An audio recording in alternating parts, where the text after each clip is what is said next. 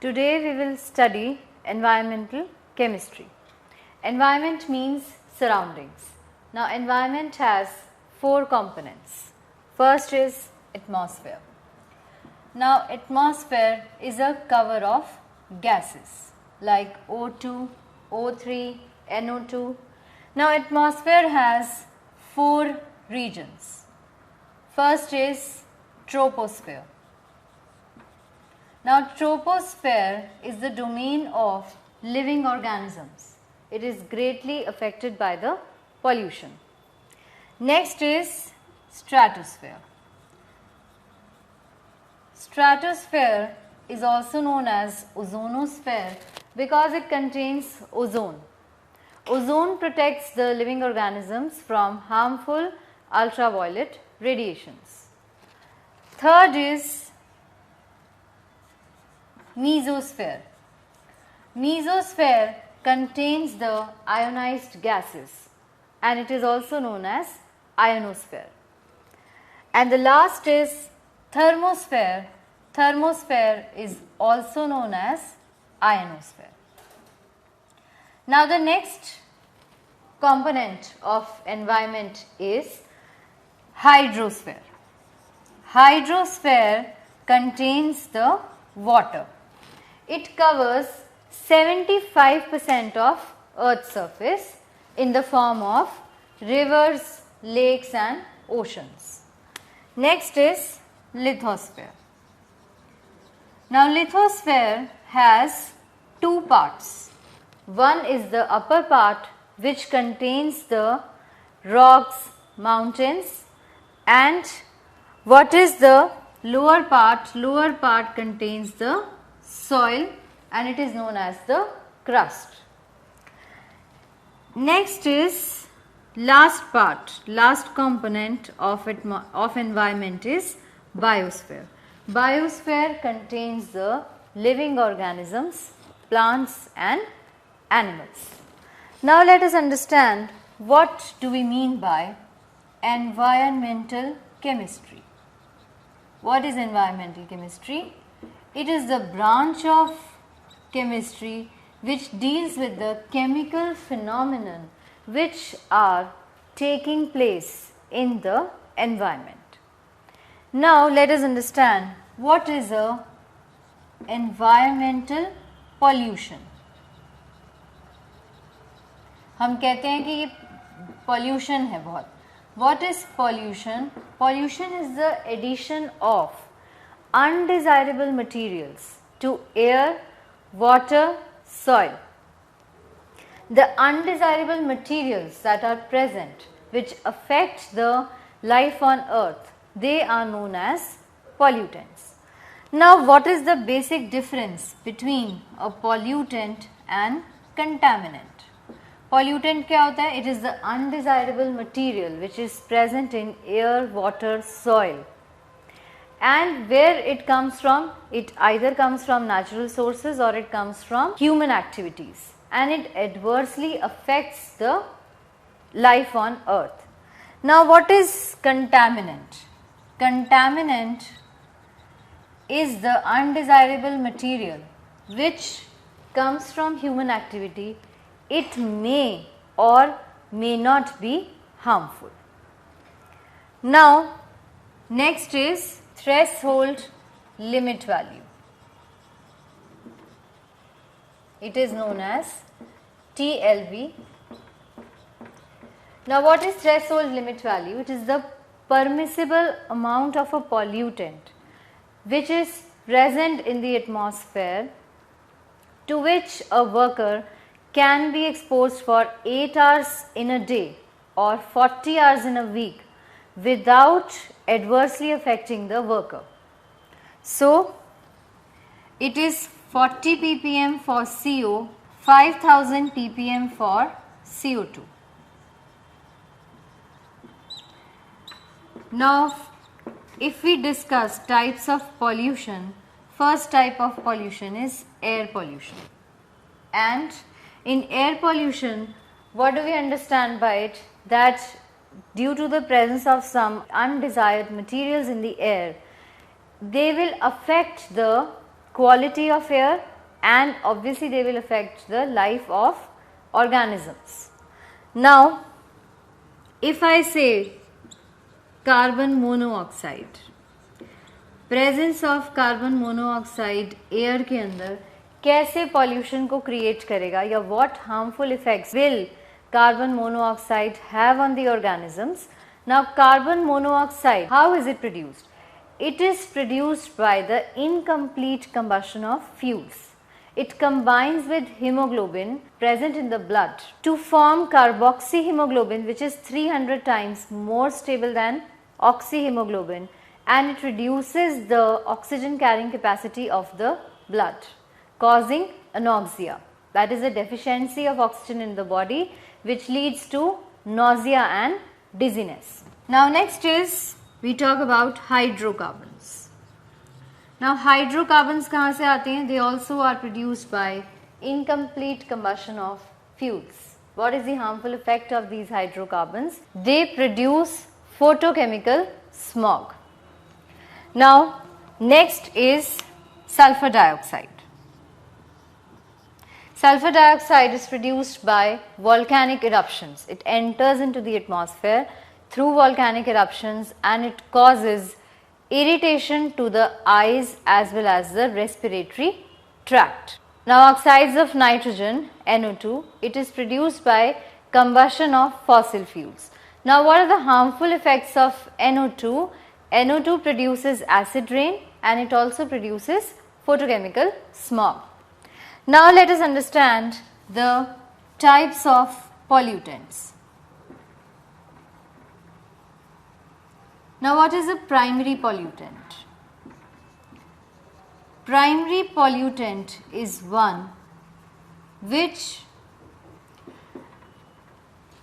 after its formation enters directly into the atmosphere. For example, NO2, which is formed from N2 and O2. Now what are secondary pollutants? Secondary pollutants are which are formed from primary pollutants. For example, peroxyacyl nitrate, which is formed by reaction between nitrogen oxides and hydrocarbons. Then what are biodegradable pollutants? Biodegradable pollutants are the ones which can be degraded by microorganisms like cow dung and domestic sewage, and they are not harmful. Now what are non-biodegradable pollutants? They are the ones which cannot be degraded by microorganisms and they are harmful for the organisms. Example, DDT, mercury, they are non-biodegradable pollutants. Now let us understand what is smog. Smog is smoke plus fog. Now there are two types of smog. First, photochemical smog.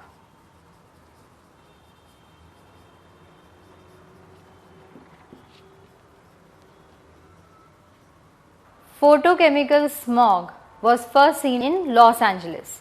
It is produced by the reaction of NO2 with hydrocarbons. Now let us understand the formation of photochemical smog.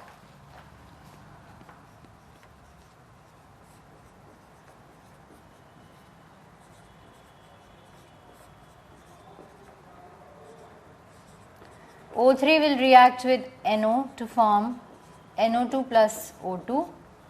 RCO will react with O2 to form RCO3. RCO3 will react with hydrocarbons to form aldehyde or ketone, and RCO3 will react with NO to form RCO2 plus NO2. Now what are the harmful effects of photochemical smog? It causes irritation to the eyes, then Due to the formation of NO2, which is brown in color, it reduces the visibility and also it harms the statues and other materials that are there. Now let us understand what is classical smog. It is also known as London smog, and then we will study the differences between the classical smog and the photochemical smog.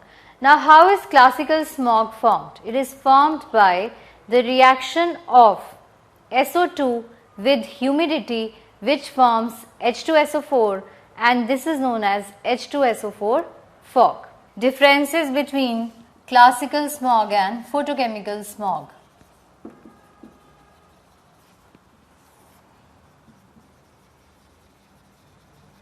Now classical smog was first observed in London and photochemical smog was first observed in Los Angeles.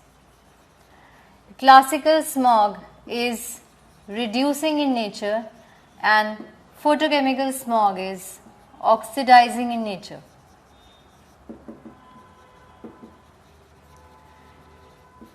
Classical smog causes bronchitis irritation.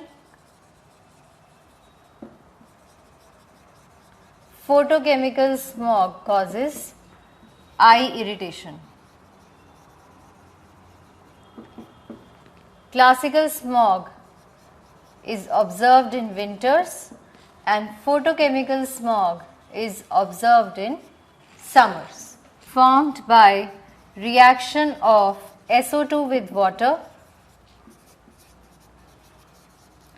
and photochemical smog is formed by reaction of NO2 with hydrocarbons.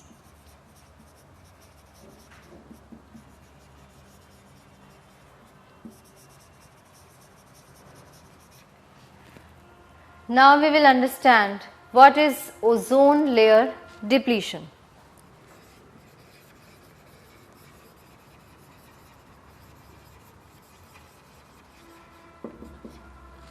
Now depletion of ozone layer is caused by the reaction of ozone with NO or the reaction of ozone with chlorofluorocarbons. NO कहाँ से आता है? It can be produced from natural sources or by human activity, like it is emitted from the engine of the supersonic jet planes, and chlorofluorocarbons are produced from aerosol propellants or they are produced from refrigerants. So when ozone reacts with NO or it reacts with chlorofluorocarbons, ozone layer gets depleted. Now what are the harmful effects of ozone layer depletion on organisms? First, we can say that it can cause skin cancer, it can damage the lens and cornea of the eye, which can lead to cataract or blindness. It can reduce chlorophyll in plants, it can affect the plant proteins leading to mutation, and it can also disturb the heat balance of the atmosphere. Now we will understand the depletion of ozone layer using chemical equations. Let us understand the formation of ozone. Ozone is formed from oxygen in presence of ultraviolet light.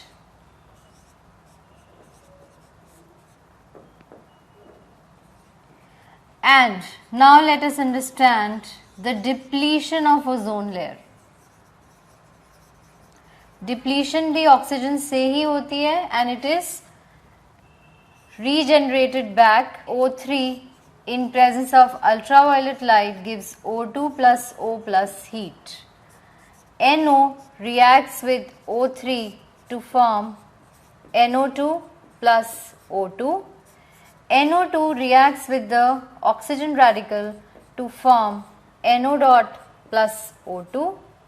Then I said that it is also formed by reaction of ozone with chlorofluorocarbons.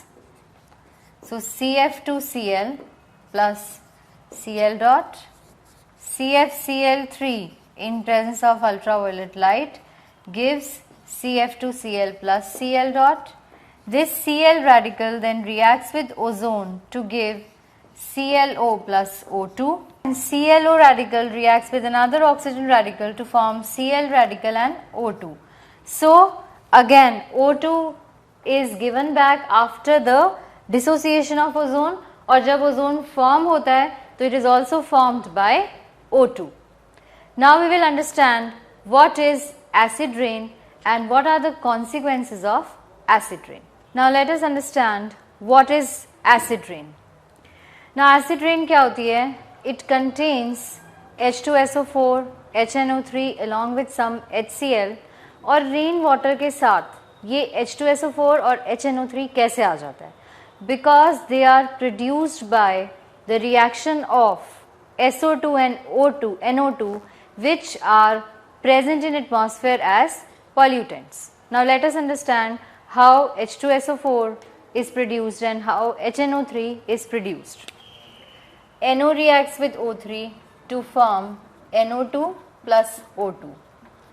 NO2 reacts with O3 to form NO3 plus O2. NO2 reacts with NO3 to form N2O5, and N2O5 reacts with water to form HNO3.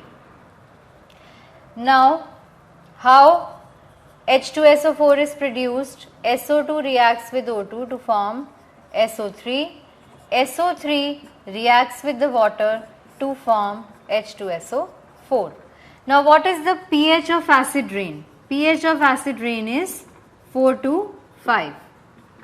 And what is the pH of normal rainwater? For normal rainwater, the pH is 5.6. Now what are the harmful effects of acid rain? Acid rain, they can destroy the statues and monuments like Taj Mahal because it reacts with the marble, and it can cause the fishes to die in lakes. So acid rain is harmful for the historical monuments. Various methods by which acid rain can be stopped. It can be stopped by using fuels which have less sulfur content, by using catalytic converters which can convert NO2 into gases like nitrogen, and by using less vehicles which are driven by fossil fuels. Now we will study about types of water pollution. First let us talk about groundwater pollution. Groundwater pollution कैसे होता है? It is caused by the pesticides and fertilizers which go into the water from the soil. फिर river water pollution कैसे होता है? River के अंदर जो इंडस्ट्रियल एफ्लुएंस हैं या फिर डोमेस्टिक सीवेज है वो जब प्रेजेंट होता है तो रिवर वाटर पोल्यूशन आता है. Now how is sea water pollution caused? Oil tankers जो हैं जब वो स्पिल हो जाते हैं in the sea, leakage of oil tankers takes place, this is known as oil spill. So this causes sea water pollution. Now, biochemical oxygen demand.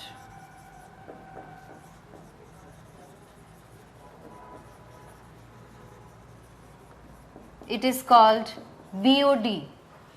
अब water के अंदर अगर ग्रास ट्रैश चला जाता है, लीव्स चले जाते हैं, दे आर ऑर्गेनिक मैटर, और जो माइक्रो ऑर्गेनिजम्स होते हैं उनको क्या होता है? They require oxygen in order to decompose this organic matter, और इसकी वजह से फाइटोप्लैंक्टन्स की ग्रोथ इंक्रीज हो जाती है. तो ये जो ऑक्सीजन हमें चाहिए, now the amount of oxygen which is required by the microorganisms in order to decompose this organic matter for a given volume of water, इसको हम बोलते हैं biochemical oxygen demand. अब how to determine the biochemical oxygen demand? Suppose we want to determine it for 5 days. तो हम क्या करेंगे? We will take a sample of water, we will saturate it with oxygen, oxygen के साथ उसको saturate कर देंगे. Then we will incubate it for 5 days at 20 degree Celsius, और 5 days के बाद हम देखेंगे कि कितना ऑक्सीजन उसने कंज्यूम कर लिया. तो जितना ऑक्सीजन बच जाएगा उससे हमें पता लग जाएगा कि कितना ऑक्सीजन कंज्यूम हो गया by subtracting it. So this is how we calculate the biochemical oxygen demand for 5 days. Now what is chemical oxygen demand? Chemical oxygen demand में क्या करेंगे हम? We will take water, we will treat it with a chemical like dilute H2SO4 plus K2Cr2O7, which is a oxidizing agent. Now what will this K2Cr2O7 do? It will oxidize, it's an oxidizing agent, it will oxidize all the pollutants. तो जितना K2Cr2O7 consume हो जाएगा वो हमें कैसे पता लगेगा? By titrating it with a solution of Mohas salt, और जो बच जाएगा वो हमें पता लग जाएगा. So we will come to know कि कितना chemical चाहिए हमें. So this is known as chemical oxygen demand. Now what is greenhouse effect and what is global warming?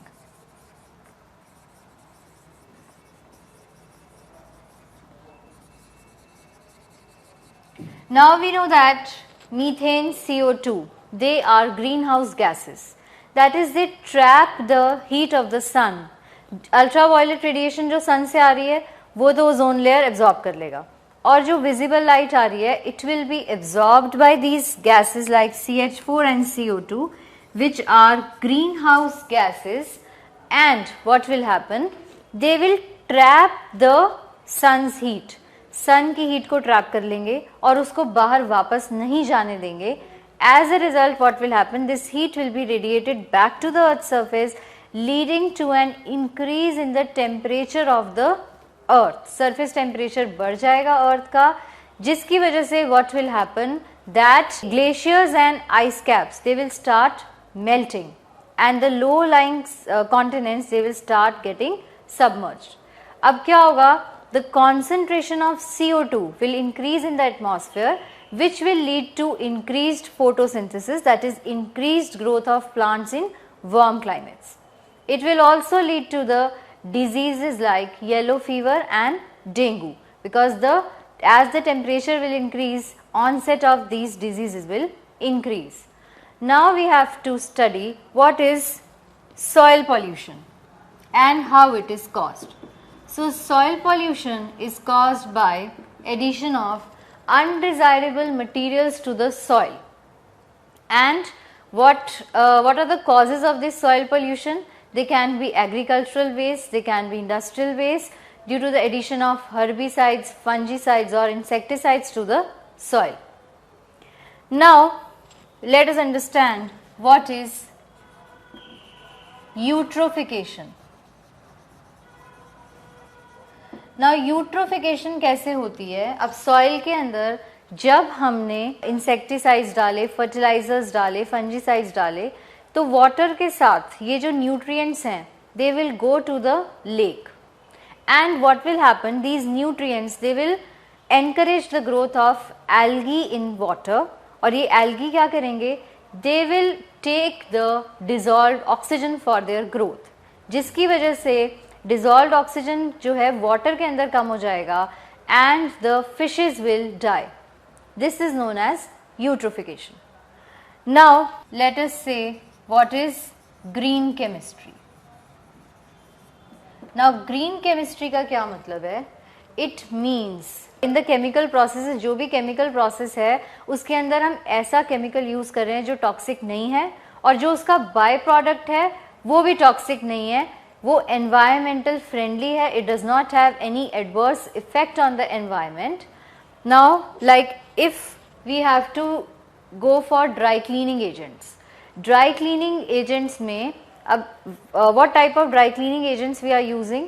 If we use liquefied CO2 along with liquid detergents, it's a very environmental friendly and it does not have any toxic effect. So if we are using H2O2 instead of Cl2 for bleaching, then also we say that we are moving towards green chemistry. और हम क्या कर सकते हैं? Now we can, अगर हमें industrial waste को reduce करना है, now there are two types of waste. एक होता है household waste और एक होता है industrial waste. Household waste में अगर हम दो bins बना दें, one is biodegradable and other is non-biodegradable. And in industrial waste हम क्या कर सकते हैं, we can treat the waste before we put it into water. We can also digest the waste. Digest कैसे कर सकते हैं, by decomposing it with microorganisms. So if we are taking all these steps, we can stop pollution. And if we are recycling the waste like glass and plastic, then also we can reduce pollution. So today we studied about environmental chemistry, the various factors which are leading to the environmental pollution and the ways by which we can reduce this environmental pollution. Questions related to the concepts are given in the module. Solve the questions. Thank you. God bless you.